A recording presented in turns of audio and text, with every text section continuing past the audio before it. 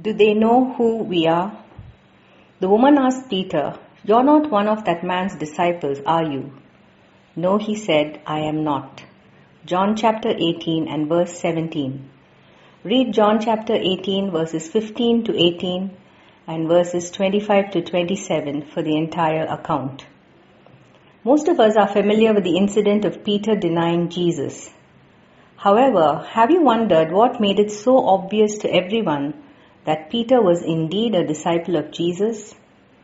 He and John entered the courtyard of the high priest, but somehow the servant girl and the others identified Peter, even though it was dark.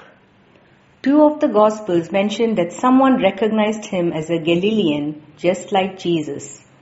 His close association with Jesus for 3.5 years left such an indelible mark that even a stranger said, "This fellow also was with Jesus of Nazareth."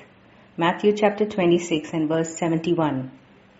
Sadly, at that point, however, Peter was so fearful and faint-hearted that he thrice denied knowing Jesus. There was an amazing transformation that took place in Peter's life after the day of Pentecost. He was filled with the Holy Spirit, and his fear was replaced with an unmatched boldness. Not only were wonders and miracles being performed through Peter, but every time he stood up to preach, thousands were also believing and turning to the Lord.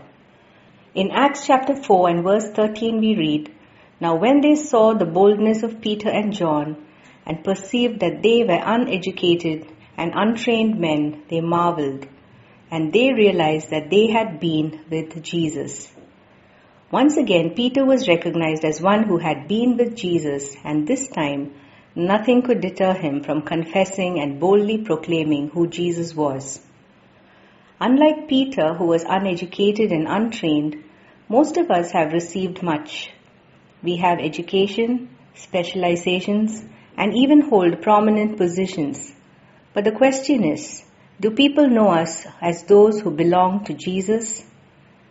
We could be in one of two places, a place of fear and denial, or a place of witness and courage, where everyone can recognize that we belong to Jesus.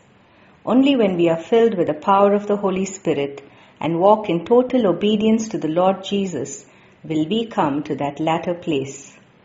Here's a reminder for us from Jesus himself.